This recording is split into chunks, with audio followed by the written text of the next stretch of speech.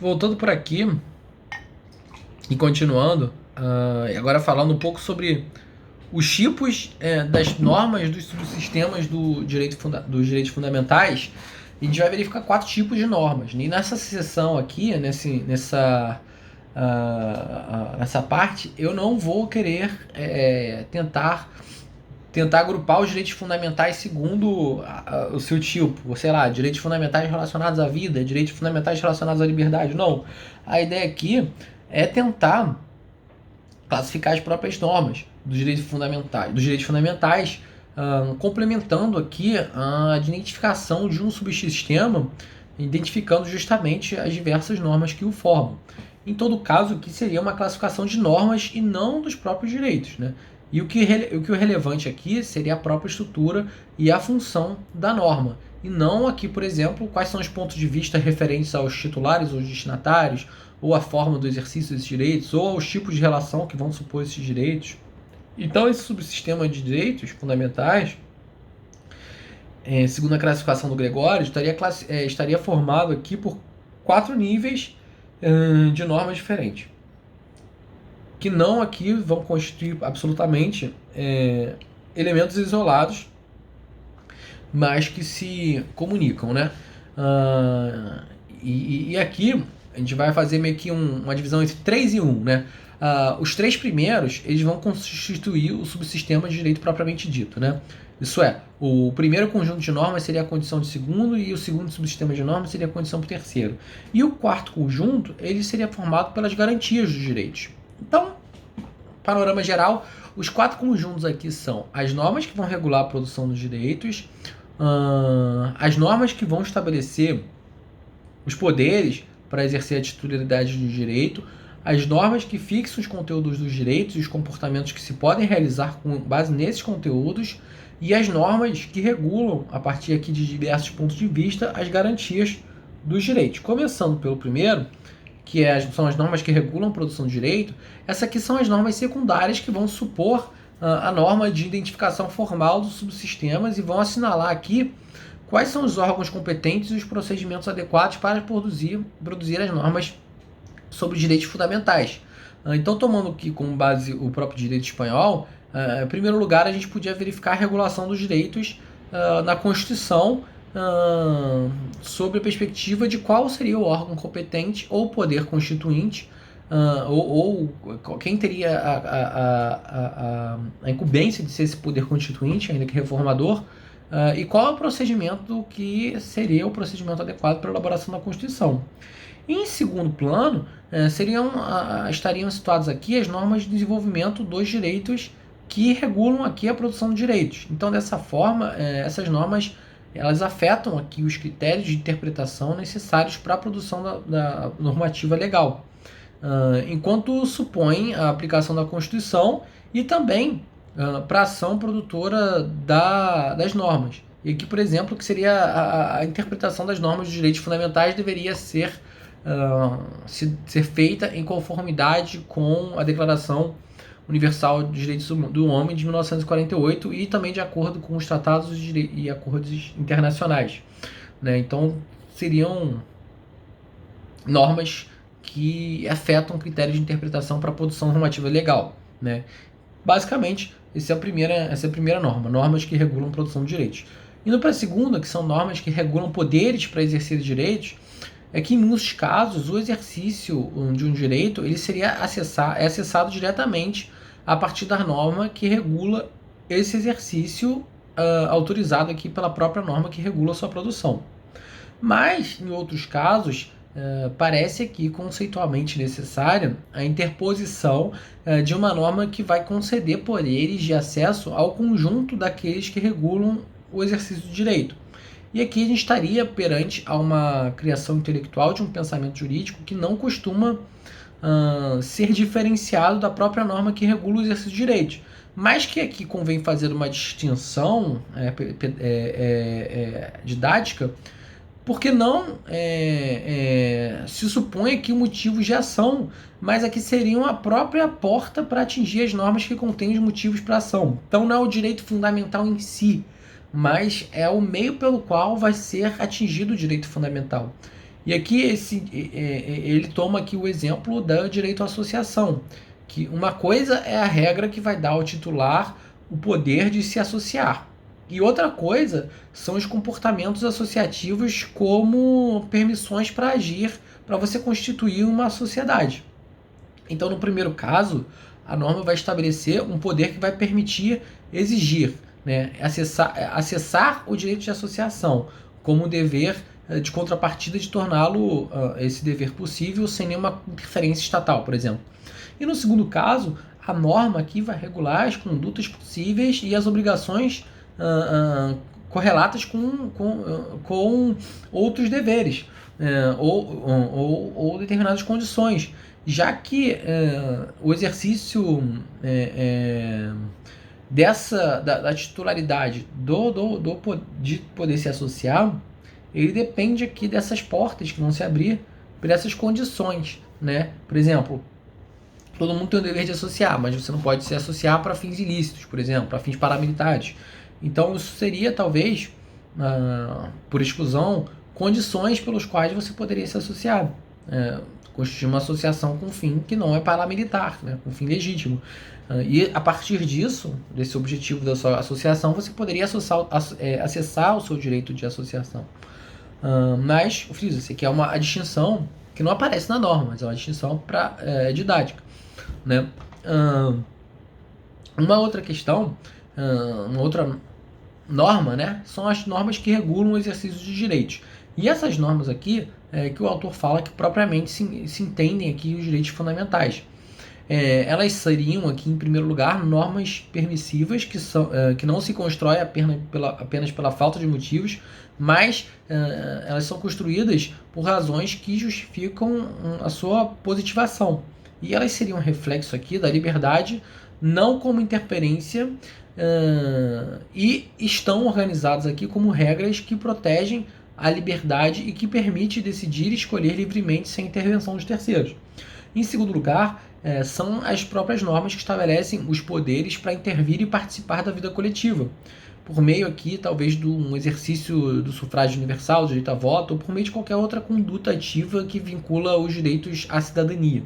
E por último, essas normas aqui podem ser direitos subjetivos que exigem que outras pessoas satisfaçam uma prestação. Nesse terceiro grupo aqui, os de direitos, as contrapartidas são sempre deveres e obrigações positivas, que normalmente advêm aqui do próprio poder público, ainda que algumas outras obrigações possam advir dos particulares. Aqui um exemplo, o direito à assistência ao advogado do preso. O outro exemplo seria o direito à defesa e assistência legal, né? E esses direitos estariam situados no âmbito das garantias processuais que se integrariam nesse grupo que regula o exercício de direitos, mas que são direitos subjetivos que exigem que outros satisfaçam a prestação. E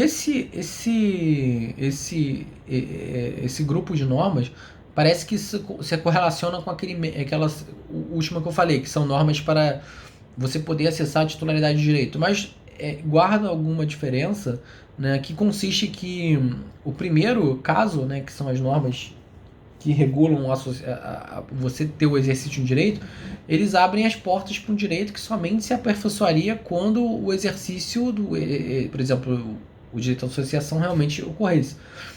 Enquanto que essas normas mesmo, né, que são as normas que regulamentam o exercício de direitos e que são direitos subjetivos, que podem ser exigidos em face de outras pessoas para satisfazer essa prestação, já supõe aqui o próprio aperfeiçoamento do direito. Então, você já tem esse direito de assistência de advogado. Esse direito à assistência de advogado, por mais que seja utilizado para solucionar lá o teu processo, em particular, ele já é perfeito, já. Ele não é apenas um meio para você acessar outro direito, né? E por último, para completar esse subsistema dos direitos fundamentais, tem as normas garantidoras de direitos, entre as quais se situam aquelas que vão reconhecer o direito à garantia desses direitos, as que vão proteger o exercício desses direitos e aquelas normas sancionadoras, especialmente aqui as penais, que o autor destaca, que vão castigar as penas, as violações de direitos. As normas aqui que vão reconhecer a garantia dos direitos, eles vão se encontrar na Constituição de forma genérica ou de forma específica. De forma genérica, o autor cita aqui que protegem todas as dimensões da Constituição e pode ser por meio de, por exemplo, de uma ação de inconstitucionalidade. E pode ser uma proteção de forma específica, que vão proteger os direitos e interesses legítimos dos direitos fundamentais. E aqui o autor destaca, por exemplo, a objeção, a escusa de consciência aqui para o alistamento militar, por exemplo. Uma segunda norma dessas normas garantidoras são as normas que protegem o exercício dos direitos. E elas se encontram aqui, em linhas gerais, na própria Constituição e às vezes se identificam aqui ou se confundem com o próprio direito fundamental. Ou às vezes aqui elas vão simplesmente descrever um tipo de instrumento de proteção que se habilita e os princípios que os regem. Exemplo, habeas data, habeas corpus, mandado de segurança, enfim, mandado de injunção, são garantias. E um último grupo, que são as normas de garantia de direitos, que constituem aqui as normas sancionadoras. E aqui o autor exemplifica que normalmente são as normas penais que formam aqui parte do subsistema do direito penal, ao mesmo tempo que desse subsistema de direitos fundamentais. Né? Então faz parte de dois subsistemas ao mesmo tempo. Fechando esses critérios de identificação, temos que ir justamente para os canais de abertura, né? Já que a partir dessa teorização, em tese, conseguiríamos identificar um subsistema de direitos fundamentais, só que, como vimos, ele é um subsistema aberto, né? Ele não se fecha em si mesmo. Apesar dele ser completo, ele não é fechado, né? E por isso ele admite, para completar essa identificação aqui, a gente precisa transcender o formalismo de uma teoria pura de direito, partindo aqui de uma base que o sistema jurídico se alimenta da realidade social e também da moralidade, que seria especialmente relevante no caso dos direitos fundamentais, que têm os seus valores arraigados aqui nos valores de morais da liberdade, segurança jurídica, igualdade e solidariedade. Ao mesmo tempo, também tem uma dimensão histórica que vai vincular esses direitos com a cultura e também com a sociedade.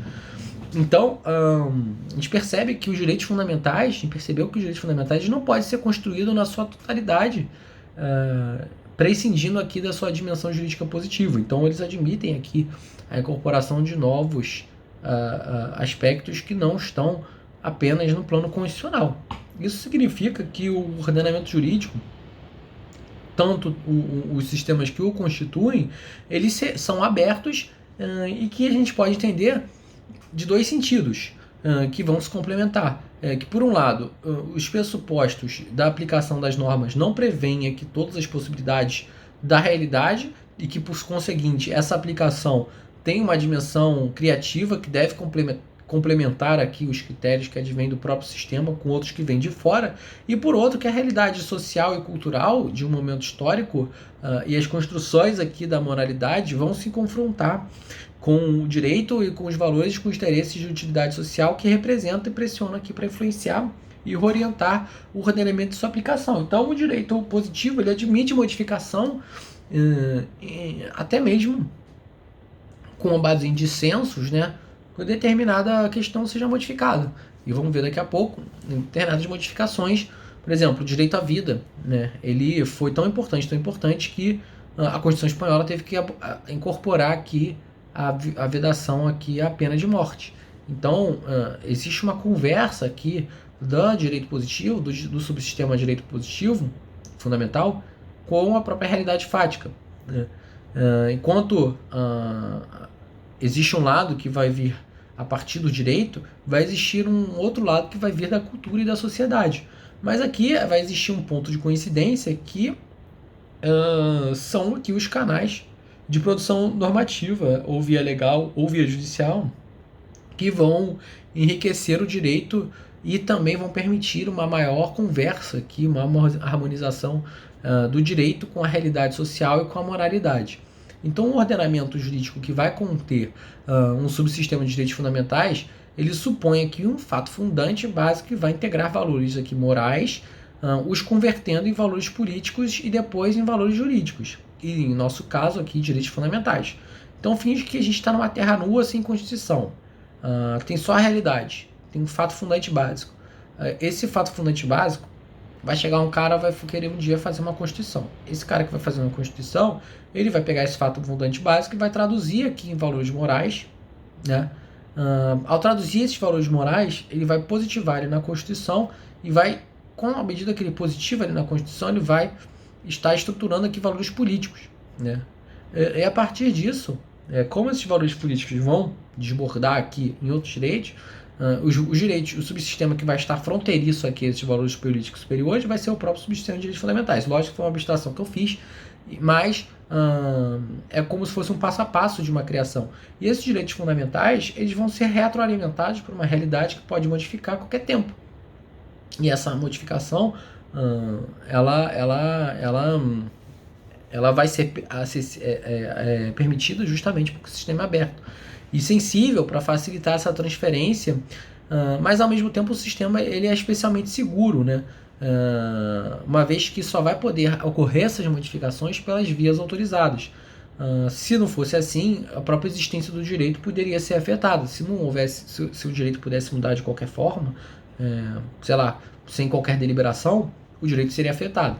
Então, naturalmente, essa referência necessária aos canais de abertura do sistema pressupõe aqui um primeiro nível de autorreferenciação na interpretação dos direitos fundamentais.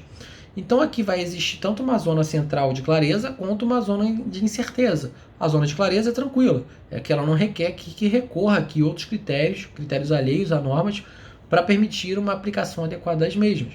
E existem casos, no entanto, que vai existir uma zona central, não vai existir uma zona central de clareza, né? Mas quando essa zona de clareza não existir, vão poder ser encontrados elementos internos dentro do próprio sistema. Então o sistema é inteligente, de certa maneira, que ele já previu que ele não pode prever tudo, né? E já que ele previu que não pode prever tudo, pelo menos ele vai prever de que forma ele pode ser modificado. Então, por exemplo, ele pode ser modificado por meio de elementos internos, né, por critérios internos de interpretação que podem variar desde uma interpretação analógica ou extensiva de outros direitos, aplicando aqui um princípio aqui da liberdade como uma norma geral inclusiva. Pode ser alterado por algum critério de doutrina jurisprudencial, pode ser também um critério de alteração, pode ser qualquer outro critério aqui administrado pelo próprio ordenamento. E aqui, em suma, um resumo é que o subsistema dos direitos fundamentais, ele é um sistema aberto que vai se enriquecer aqui com os fluxos de energia e uns fluxos de informação provenientes do meio social, cultural e moral. E essa incorporação no sistema, ela vai poder ser produzida aqui diretamente pelo reflexo dos únicos operadores legais autorizados a afetar o sistema com essas contribuições, ou por via legal, democraticamente, ou por via judicial, né? Mas também essa modificação ela vai poder ser produzida pela elaboração construtiva da cultura jurídica interna, que seria criado pelos teóricos de direito. Então acrescenta-se aqui a via legal, via judicial, acrescenta a via doutrinária, né, que são os operadores aqui com poder de influência, enfim, que vão ser representados aqui pelos operadores jurídicos autorizados a retirarem elementos que vão incorporar ao direito positivo. O fato que, além das relações com o meio ambiente, a abertura desse subsistema ele também pode ocorrer por influência decisiva de outra ordem jurídica, por exemplo, de uma parte estrangeira, externa, e aqui verifica-se por meio de tratados internacionais, por exemplo. E essa parte jurídica estrangeira seria fornecedora, provedora aqui de dados, de argumentos e de critérios que vão enriquecer a própria ordenamento jurídico interno. Então, por exemplo, o direito espanhol seria formado por múltiplos subsistemas, incluindo os direitos fundamentais, que vão aqui coexistir com outros ordenamentos jurídicos estatais e que vão se relacionar através aqui do direito internacional privado, que é orientado aqui pelos tratados internacionais, e também é afetado pelos princípios, pelas regras, pelas declarações de direitos, por exemplo, do próprio direito internacional geral. E aí, alguns canais de abertura, por exemplo, a realidade social, a moralidade, né, e a outros sistemas jurídicos. Vou tentar passar rapidamente aqui A abertura à realidade social é justamente a questão dos direitos sociais eles estarem abertos às modificações da sociedade, né? E sejam lá elas sociais, econômicas, modificações ambientais e da moralidade. E a abertura à moralidade, mais especificamente, nesse ponto, o Gregório ele busca aqui estudar 3 dimensões que vão permitir a gente aproveitar essa dimensão da abertura do subsistema, para a gente abordar essa questão, no caso. Por um lado aqui, eu ia espirrar, mas ainda estou desistindo de espirrar. Por um lado, uma dessas dimensões seriam alguns traços identificadores dessa moralidade que vai se incorporar ao direito. Por outro lado, aqui a gente vai ter que analisar os veículos que vão ser relevantes ou adequados para essa incorporação. E por fim, qual seria o sentido dessa moralidade resultante dessa incorporação? Então a abertura, a moralidade, é uma necessidade aqui dos próprios direitos fundamentais, já que os direitos fundamentais elas se baseiam nessa moralidade. Se lembra, há 2 vídeos atrás, eu falei que os direitos fundamentais, antes de serem positivados, né, eles são a própria moralidade. Mas a moralidade é uma pretensão, né, do direito. Né? Ela é um embrião ainda do direito fundamental. Então a abertura à moralidade é uma condição, é uma necessidade dos direitos fundamentais que partem aqui e se baseiam em uma moralidade pública, a da modernidade, e cujo objetivo principal aqui é criar condições sociais e condições políticas através do direito para facilitar o desenvolvimento pleno aqui da personalidade e também do livre exercício por cada um de suas éticas privadas. E aqui a gente tem muito premente aqui os valores da igualdade, da liberdade, da segurança jurídica, da solidariedade, e o autor coloca aqui a segurança jurídica em menor medida, né? Então já vê uma hierarquização interna aqui dos direitos fundamentais, mas ele coloca que esses valores são a raiz do ponto de partida dos direitos fundamentais, ao mesmo tempo que são os conceitos aqui da ética pública. E por outro lado, é consubstancial ao próprio modelo que a moralidade crítica provenha de fontes plurais e que se formulem por meio de ofertas diferenciadas, como signo aqui de diferentes alternativas que vão poder se esconder e que vão servir para formar a própria opinião. Algumas características identificadores dessa moralidade estão abordando essa dimensão. Quando a gente aqui fala de moral crítica, no contexto do ordenamento jurídico, a gente se refere, por um lado, às próprias crenças sobre o desenvolvimento moral do ser humano. E essas crenças, elas surgirem em um momento histórico que são consideradas mais aceitas ou pelo menos mais suscetíveis a novos motivos de defesa para sustentar a legitimação, a legalização dessa moral. Mas que, no entanto, elas não se concretizaram ainda. E essas são crenças ainda vinculadas de alguma forma aos valores da liberdade, valores superiores, de igualdade, segurança jurídica, solidariedade, que vão sustentar aqui os direitos de uma sociedade de caráter democrático e o poder político também vai sustentar isso. E assim, a gente pensa em propostas racionais, que ainda que não aceitas pela maioria, elas são patrimônio, elas já estão aqui na boca do povo das minorias, que vão apoiar firmemente ou que foram elaboradas aqui por construções de filosofia jurídica, moral, política, que mesmo aqui situadas no tempo, se oferecem com motivos de peso, se oferecem com motivos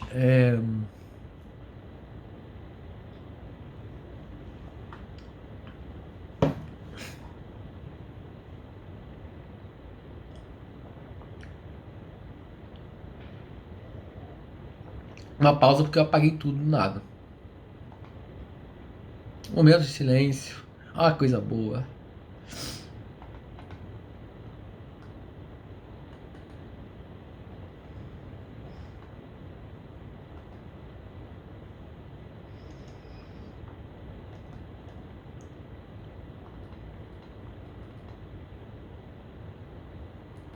Voltando, consegui. Existem algumas crenças aqui que determinados momento político elas vão ser consideradas aceitas. Por exemplo, aqui no Brasil atualmente está tentando se considerar aceita por algumas minorias o voto impresso, né? Mas ainda não está legitimada essa moral, né? Mas é um exemplo aqui que eu posso dar. né? Mas justamente crenças que ainda não foram concretizadas. E essas crenças, elas se vinculam de alguma forma aos valores aqui de liberdade, da igualdade, da segurança jurídica, que vão informar aqui os direitos de uma sociedade de um caráter democrático. E a gente pode também pensar aqui em propostas racionais, muito embora não aceitas pela maioria social, mas que são aqui patrimônio de minorias que apoiam firmemente ou que foram elaboradas a partir de construções de filosofia jurídica, de moral política, que mesmo situadas em determinado espaço de tempo, vão se oferecer com motivos relevantes, vão se oferecer como modelos ou paradigmas que vão abrir novos horizontes e perspectivas que até então eram inexploradas em face a problemas, situações difíceis e ameaças imediatas. Esses diagnósticos, assim, que são plurais, eles vão guardar muitas dimensões que vai interessar aqui vão ser aquelas que vão se encontrar nos círculos dos problemas jurídicos, problemas de direito. E aqui vão ter dois níveis. No primeiro nível, a moralidade vão fornecer principalmente motivos para justificar o consenso da filosofia dos direitos fundamentais. E no segundo nível, vai fundamentar dissensos, ou para o bem ou para o mal. Né? Então, a moralidade, ela, no nível de dissenso, vai buscar aqui criar, modificar, suprimir argumentos, né, que vão estar à raiz da ética do subsistema de direitos ou em algumas das normas que vão compor. Só que em ambos os casos aqui, a moral crítica, por meio dos canais diversos, pelas diversas fontes, ela vai pretender aqui legalizar a moral por meio de direitos, reforçando, ampliando, qualificando alguma norma pré-existente. Ou, se for com base no dissenso, vai modificar a trajetória ou os objetivos de outros, estabelecendo aqui exceções ou apontando dissidência, objeção para os nossos direitos. E aqui um exemplo de consenso ético, um exemplo de dissenso. O exemplo de consenso ético foi o que eu citei há um tempo atrás, sobre a própria expansão do direito à vida, né, que em 1978 a Constituição Espanhola incorporou a abolição da pena de morte.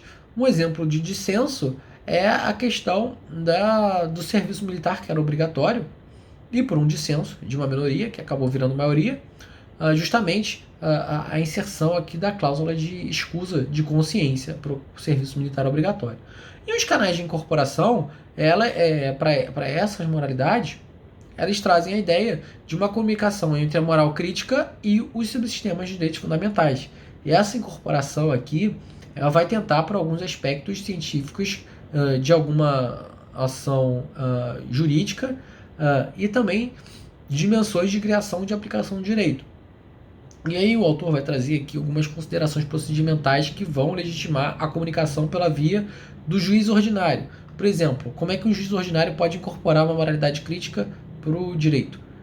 Ele tem que ser habilitado. A utilização dessa via nunca deve ser feita quando a gente estiver numa zona de clareza, porque se estiver em zona de clareza, a própria solução já existe, né? Não restam dúvidas sobre a intenção do legislador.